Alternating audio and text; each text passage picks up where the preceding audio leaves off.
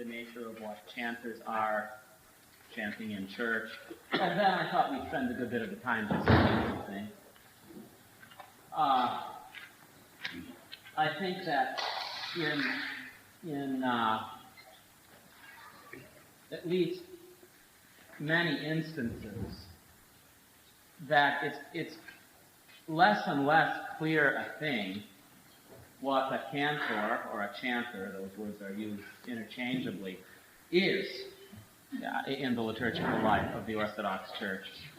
Yet we know, on the other hand, that it is one of the first ministries of the Church, ordained ministry, not in terms of the laying on of hands that we speak of when we speak of the episcopate or the priesthood or the diaconate, but nevertheless one of the ministries performed by people specifically set apart to do it from the very early days of the Church, and as with many things, it's a continuation of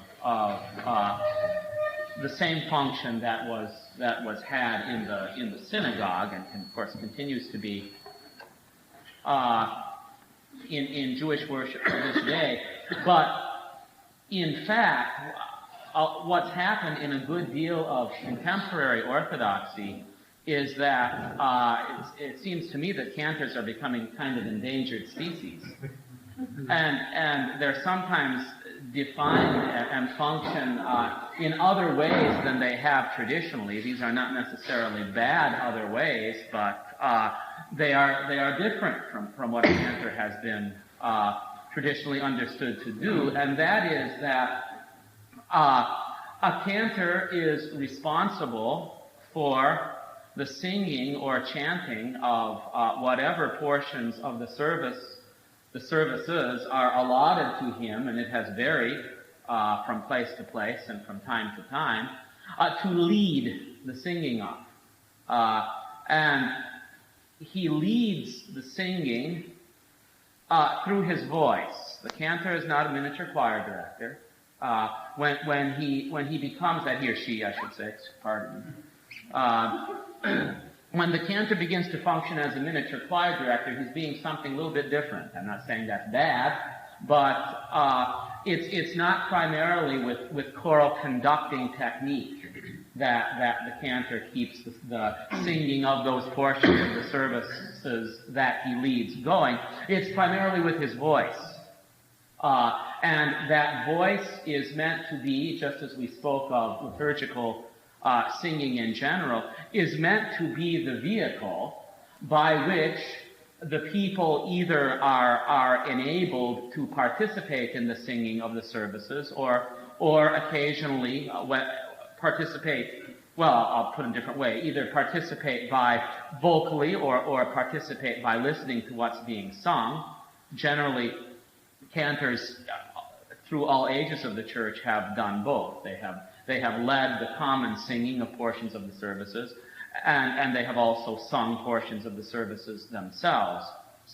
The thing that I point out here, though, is that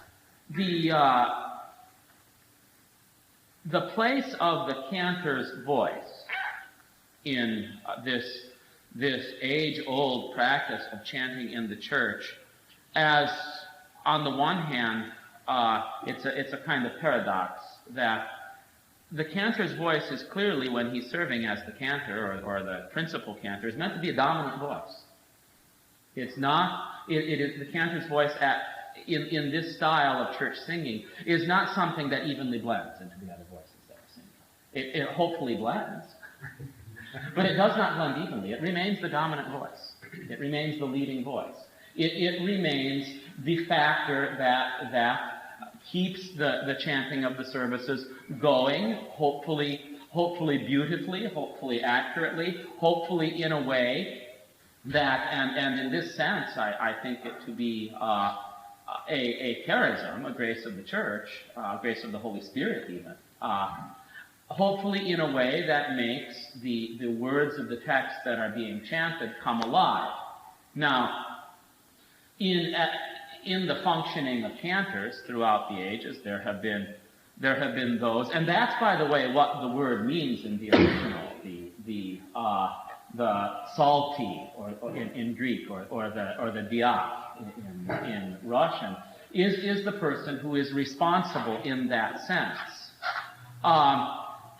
Now, in some traditions, what's happened is with the advent of the contemporary choir director, the psalty, or the cantor, has been reduced to a kind of functionary that chants in a monotone those portions of the service that people don't want to sing. That also is whether that particular metamorphosis, or I would have to say, in my opinion, pseudomorphosis, in the functioning of the cantor has anything to recommend at all. It's certainly a change from the traditional vocation of the cantor as one who sings the services. There is a distinction made in the church between those who are set aside to be chanters, psaltists, and those that are lectors, scripture readers. They are not the same.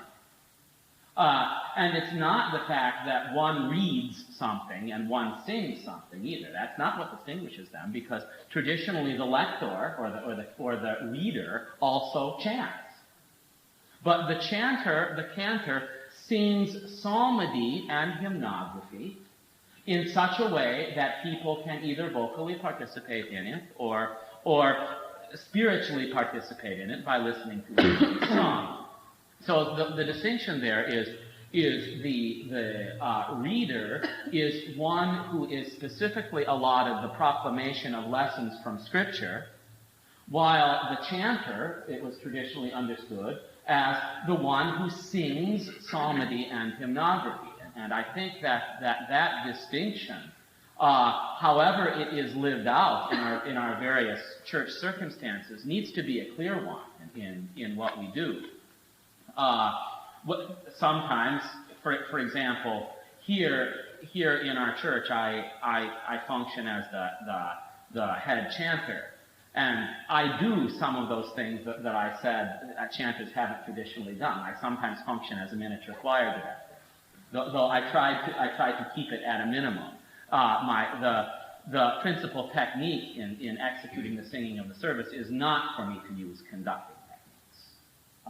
Rather, and I would say also, for those who are secondary chanters, by that I don't mean they're any less important, because as anybody who is responsible for the day-by-day singing of the services in a church that has daily services, such as we do, can tell you that often the beauty of the chant is determined more by those whom you have to sing with you than by you yourself.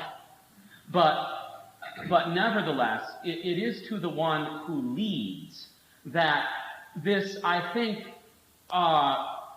unique dynamic of that holds a group of chanters together. It's a different one from members of the choir with the choir director. There is a great deal of dependence on conducting technique, and that's proper for choir. But I don't know as I can find the word to describe it. Maybe some of you can help me here.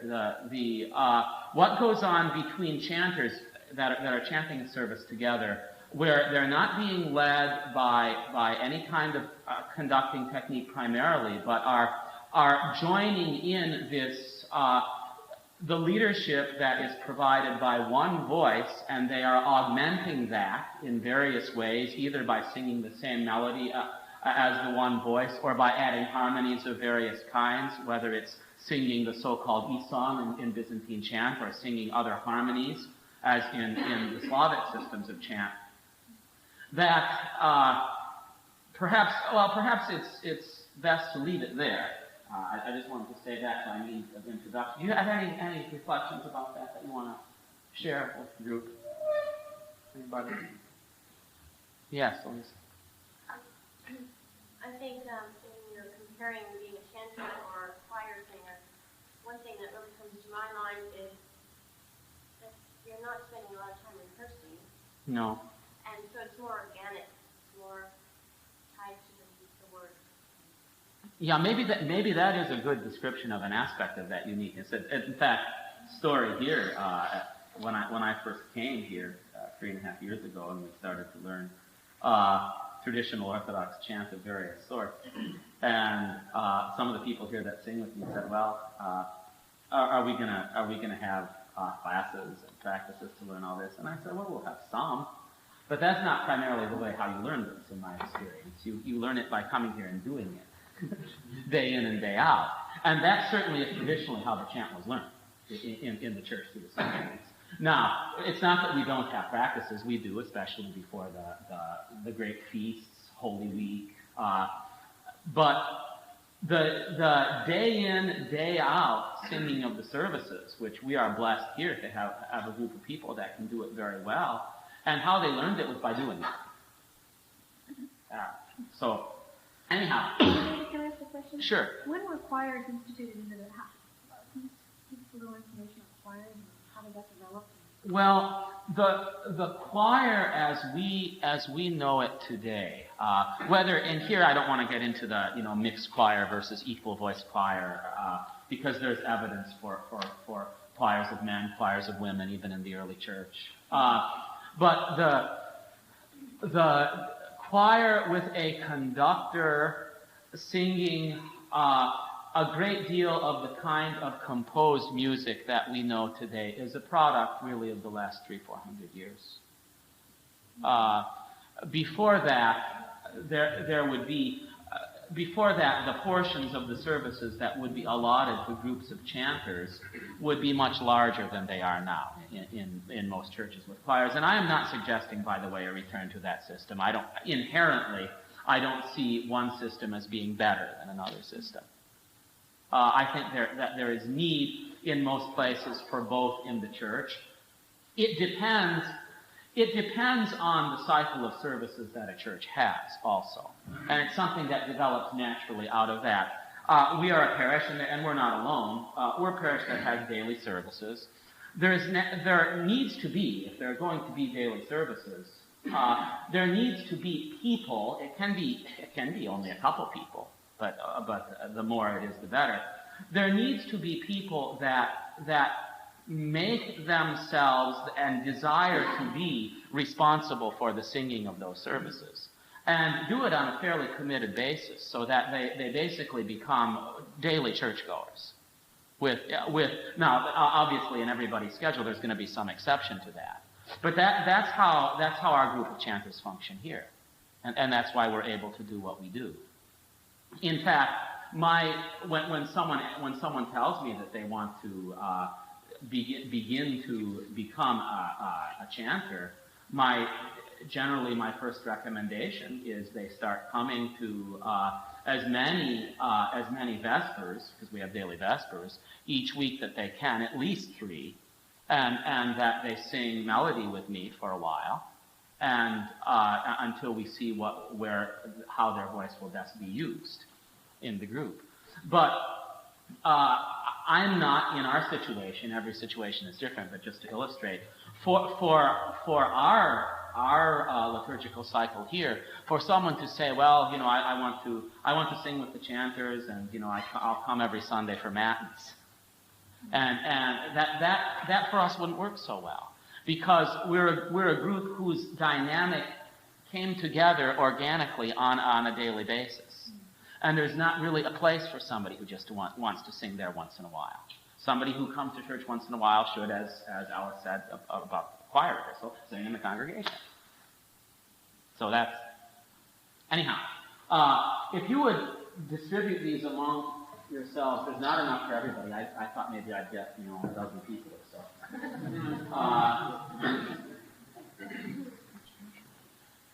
And also... simultaneously, if you would pass these out among yourselves.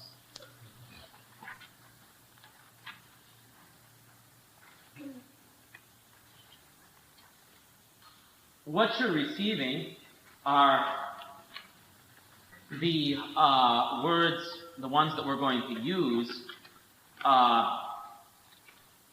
with this melody of the first and eighth of the canon of scriptural oaths, upon which the canon, that is the hymnographic center of matins, is based. Now, in our practice here at Sunday Matins, and those of you who stay through Sunday, one of the reasons why I chose this is you're invited to join in the chanting of this. This is something that the people do not have the words for at this point. The cantors sing it. Our practice here is on ordinary Sundays, Sundays that are not within a special season, or immediately before or after one of the great feasts. You know, those ordinary Sundays where it's all from the resurrection and nothing else. Is that we sing for the Matins canon two of the scriptural canticles, returning to and restoring the practice of the early church, and we sing the Song of Moses that Father Sergei spoke about this morning, the song of passing through the Red Sea. That is the hymnographic Old Testament prefiguration of redemption, the Song of Redemption. And I want to show you how we do that here. We're going to use a pattern that comes from the Kievan family of chant for singing canons. And if you look before you look at the words, if you look at the pattern there, it consists of three phrases. An A phrase, a B phrase, and a concluding phrase. In the Slavic systems of chant, this is very typical. The Byzantine chant is much more fluid, but the Slavic systems of chant are characterized by these very regular patterns of melody. And in this case, depending on how many phrases there are going to be in each portion of the text, and I gave you this version of the Song of Moses, specifically not divided up, so you don't know in advance how many groups of phrases there are going to be. That's how we sing a lot of things here. The reason why that's the way we sing a lot of things here is that for 2,000 years, that's how a lot of things were sung. It means relying on the leader's voice. That's part of the whole thing. But and then a final phrase for concluding each phrase. Generally how we sing this here is the first series of phrases is sung by one voice, then everybody sings the next group of phrases, and it's sung antiphonally between one voice and the group. But first let's look at the pattern, and let's sing it without any words first on oo, and just the melody in unison first. Ooh, ooh.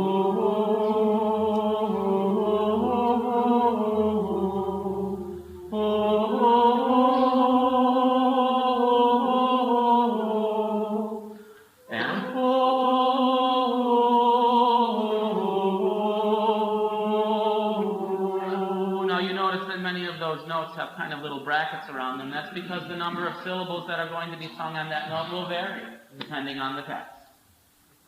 And for that variation, again, in this style of singing, reliance on the and being led by the leader's voice is central.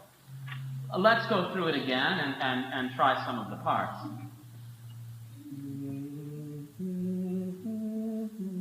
On to again.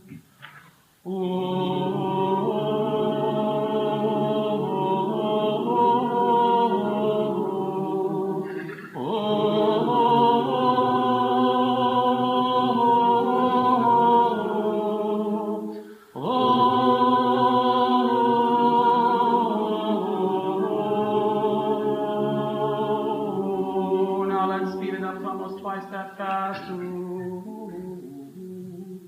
Oh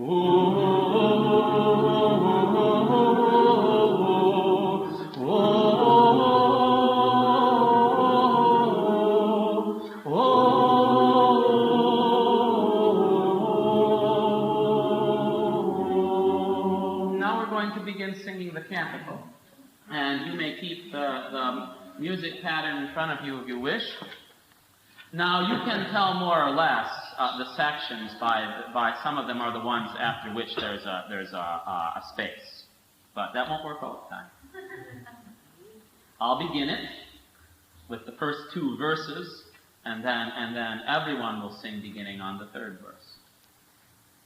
Actually not. I will begin it on the first 6 lines, and you will all begin on the 7th line where it says, "He is my God." We have to follow, and that's so central to this style of singing. We have to follow the sense of the text and not stuff the text into the pattern, but make the pattern be the vehicle for the text. I will sing to the Lord, for he has triumphed gloriously. The horse and its rider he has thrown into the sea. The Lord is my strength and song, and he has become my salvation. He is my God, and I will praise him, my Father's God, and I will exalt him. The Lord is a man of war. I am is his name. I'm going to speed it up.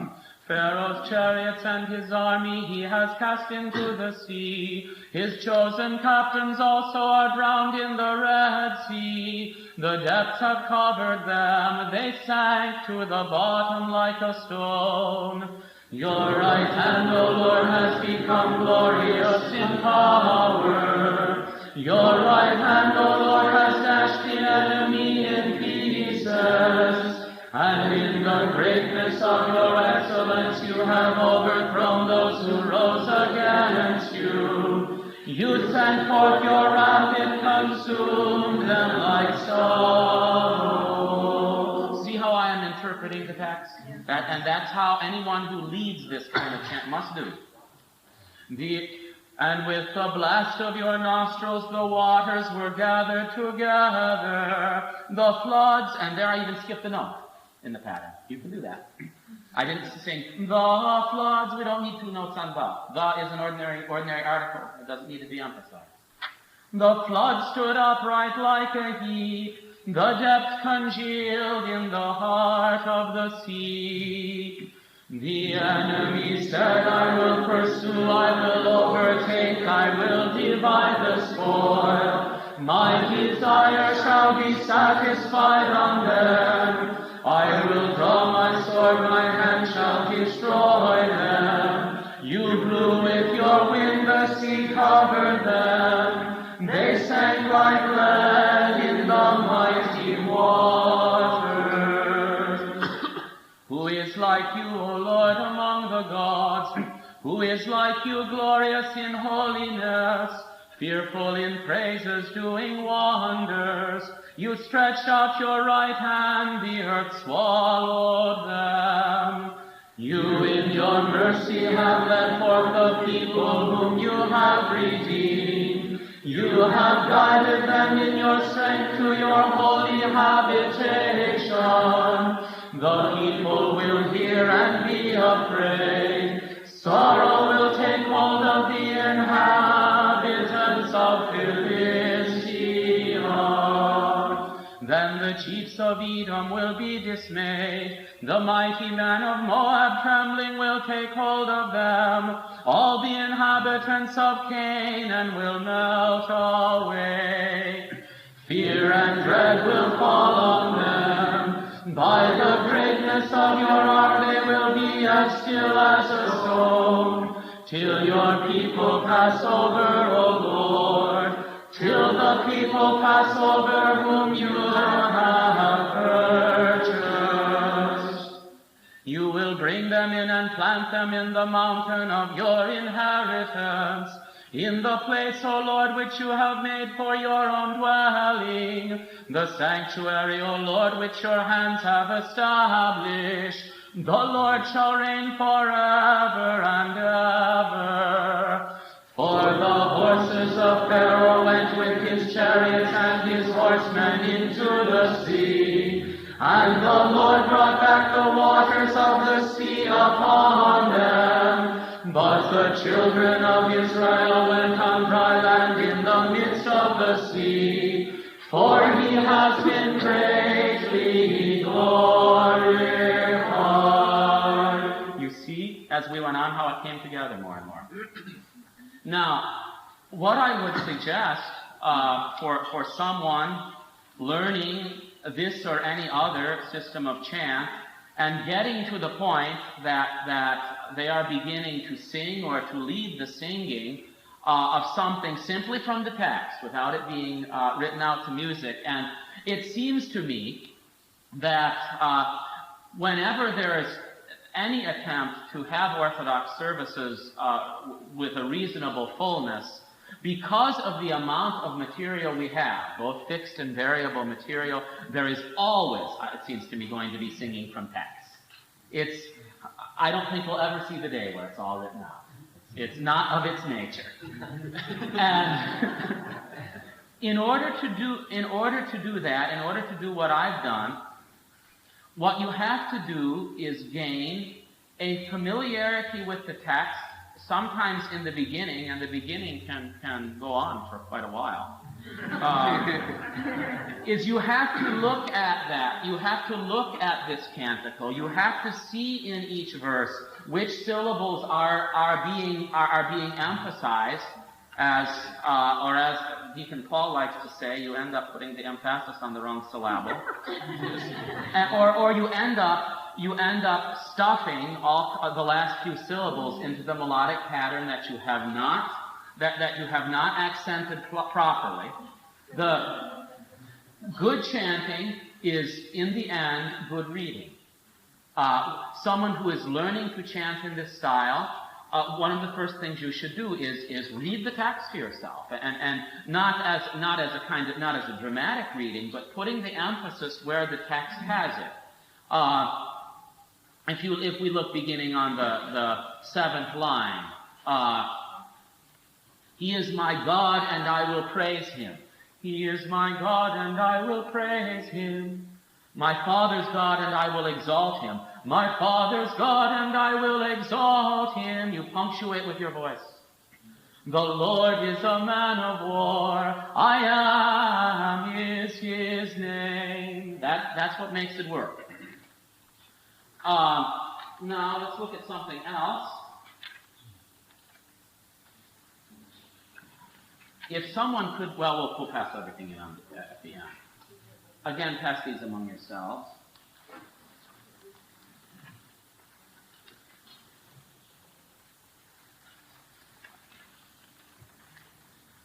Sometimes people become discouraged because at the beginning of this style of singing, just as at the beginning of the canticle, there tends to be this ragged sound. People are not together.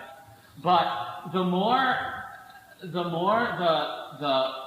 or let's put it this way, as the leader's voice does what it's supposed to do, as the other voices blend and allow themselves to be led by that, there does come this united. The text unites, and the ragged ends become less and less. Let's practice the Stichira for this evening's Vespers to warm us up for that. Look on the front page there with the Lord I Call in tone 7. We'll sing that.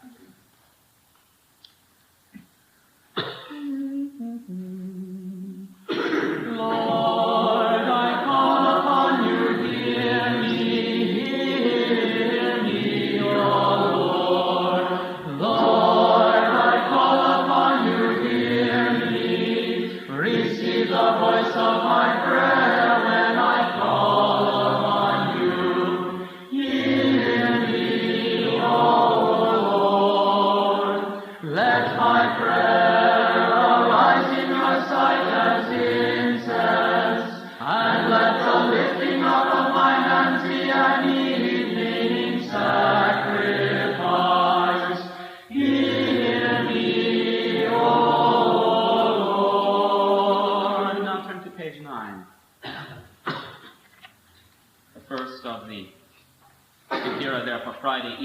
Glory to you, O Christ our God. And I'll do pitch for it.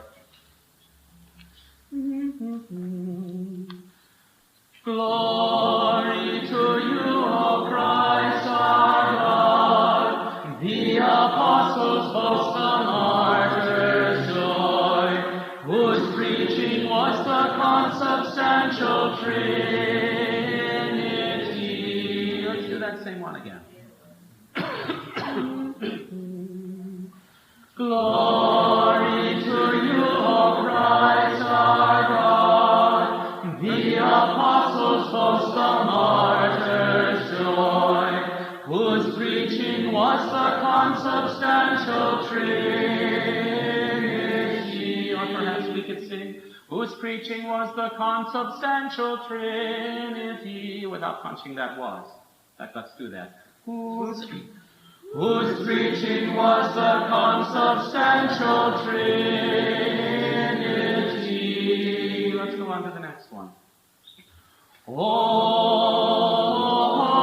martyrs, who fought the good fight and have received your crowns, entreat the Lord to have mercy on our souls. And turn the page, we won't even sing the one written out. If anything written out for cantors is a piece of cake.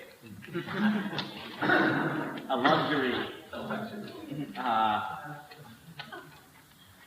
Spurning the things of this world, the apostica.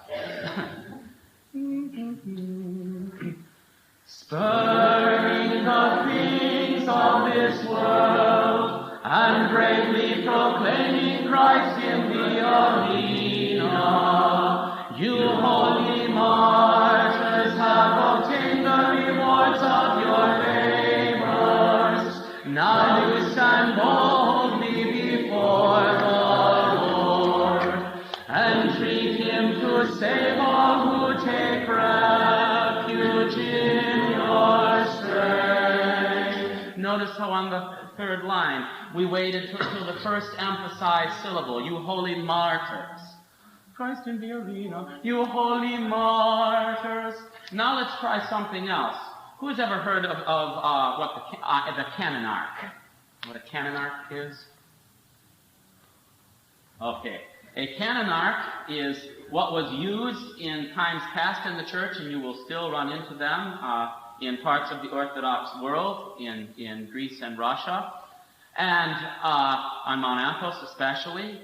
Sometimes in the Byzantine tradition, the canonarch is used a great deal. He announces the each line of the hymn and chants it on a monotone, and everyone sings it after him, but they sing it according to the pattern of the chant. So, Deacon Paul, you'll be the canonarch. Okay. We'll do, O martyrs, high praise is your due.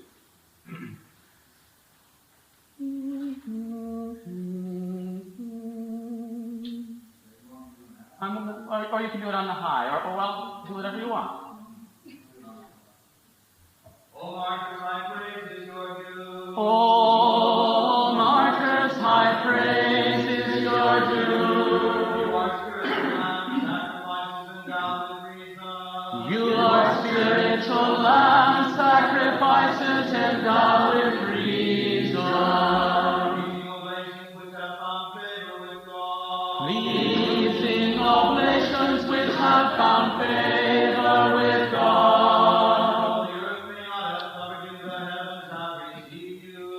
Though the earth may not have covered you, the heavens have received you. We entreat you, who share the light of the angels. We entreat you, who share the light of the angels, Join with them in beseeching our God. to join with them in beseeching our God. Grant peace to the world and to save our souls. To grant peace to the world and to save our souls. You see, now, in our particular use here, we don't do that too often. But when we do it is when we really want to emphasize a given sticheron. For example, one of the most frequent times we use the technique of the canonar is those who are familiar with the verses of the Sekira for the 5 days before Christmas. There are at Vespers a number of very beautiful Sekira set to the melody, a very exuberant melody in the Balam chant, O House of Ephrathah. And we use the canonar for that, to give them even some special attention. And doing it like that has a psychological effect. It imprints them more deeply in the people's memory. Okay, let's try something else. How are we doing on time? 5 minutes. Chronos or Kairos? Wow. If there is a Kairos, someone must proclaim it. Then we have to stop whatever we're doing and listen to the Kairos, because if we don't, then we like the scribes of Pharisees. Okay. For some Byzantine things, let's try.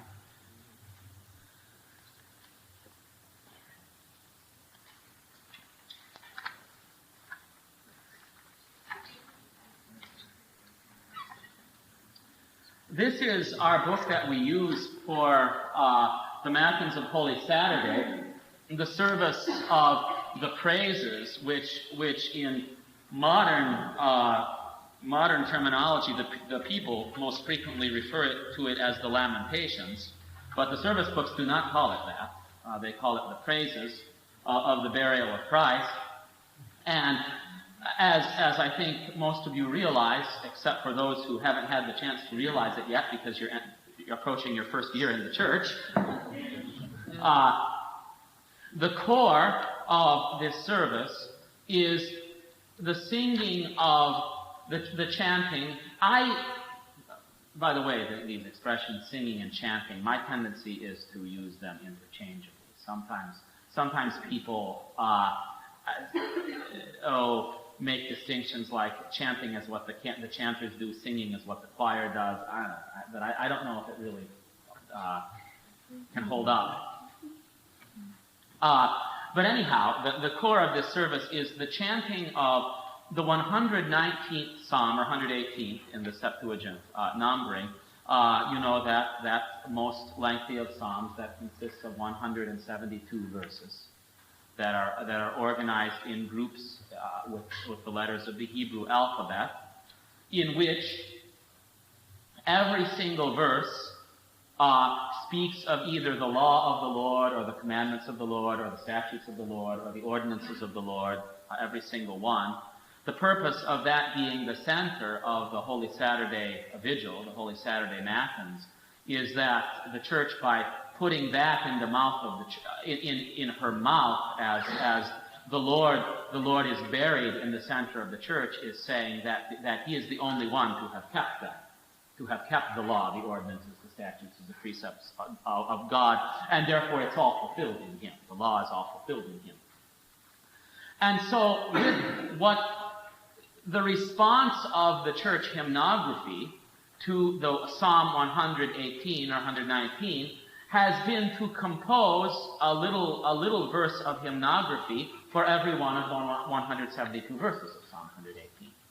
Now, what happens in some places is this is reduced in various ways.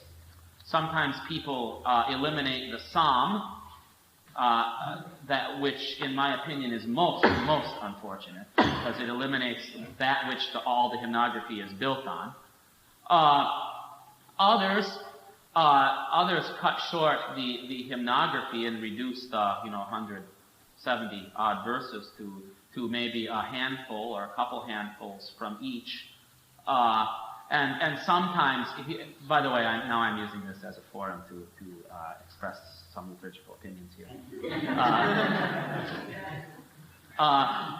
I must say that, and then sometimes the few dozen verses that they sing, they do to very kind of complex harmony, which may be very, and by the way, I'm not opposed in any way to the singing of complex harmonies, to those portions of the service that I think they lend themselves to. But in either case, either by the elimination of the psalm or the significant reduction of the harmony, there's something very, very precious lost. And that is that this is one of those services that it's of its essence to go on and on and on. That's what it's supposed to do. You're supposed to come to this service after the full day of services of Good Friday and fasting and be ready to drop. That's how you're supposed to be.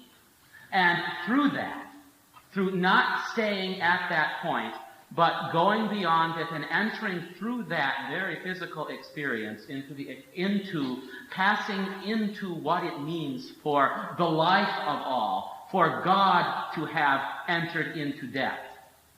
And to do that, Father Alexander Schmemann used to say, this has got to go on and on, or it just doesn't happen. It turns into a nice little pious concert, nice pious Good Friday concert. And that's not what this service is intended to be. This service is a vigil. And however it's done, whether it's done exactly the way that it's set up in here is secondary.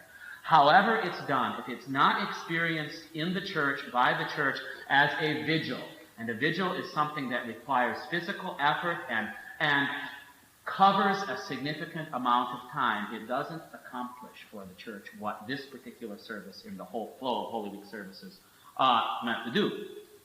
So I've chosen here for our use the traditional modern Byzantine melodies for the praises. There's a lot of these are melodies that there were great many variations from village to village. In Greece, they were sung a different way in every place. This is a use adopted from one of the monasteries on Mount Athos. And after the initial verse of the psalm on page 7, turn to page 7.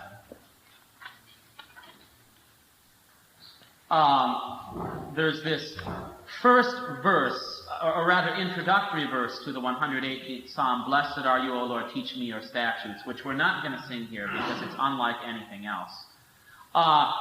There begins the chanting of the verses of the Psalm with the hymnographic verses, and I thought we'd do a little bit of each one of the 3 sections, or stasis of these, for those who have never heard this melody, it's maybe something that you can take home with you. And here we're going to do it the way, in 3 churches now that I've served, I've taught the people to sing this. And in every case, we never did it with any rehearsal. Not that I don't think that would be a bad thing, but there never was the means to do it. So we learned it as we did the service the first year. And by about the 10th verse, and that's what happened here a couple years ago, by about the 10th verse, the people were starting to sing, and by the 20th, they were singing. Now we sing from the first. But when we started it wasn't that way. So we'll do it that way now, too. So you sing, the whole group sings what's written out to music, and I'll be the cantor and sing the psalm verses, or maybe I'll ask Ethan Paul to sing. But I'll do the first one. Well, or John, you do it. They're used to being asked to do things at the last minute. 2 seconds before.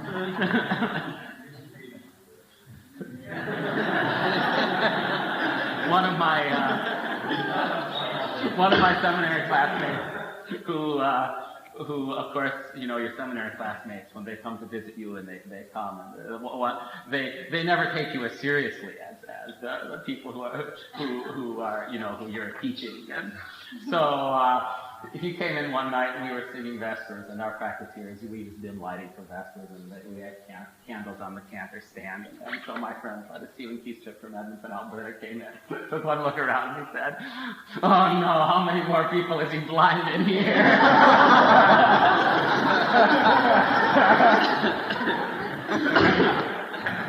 It's all part of the atmosphere. Goes with the decoration. Blessed are those whose way is blameless, who walk in the law of the Lord. In a tomb they laid you, O Christ alive. The angelic hosts were overcome with awe, and glorified your condescension. Blessed are those who keep his testimonies, who seek him with their whole heart. Oh, life of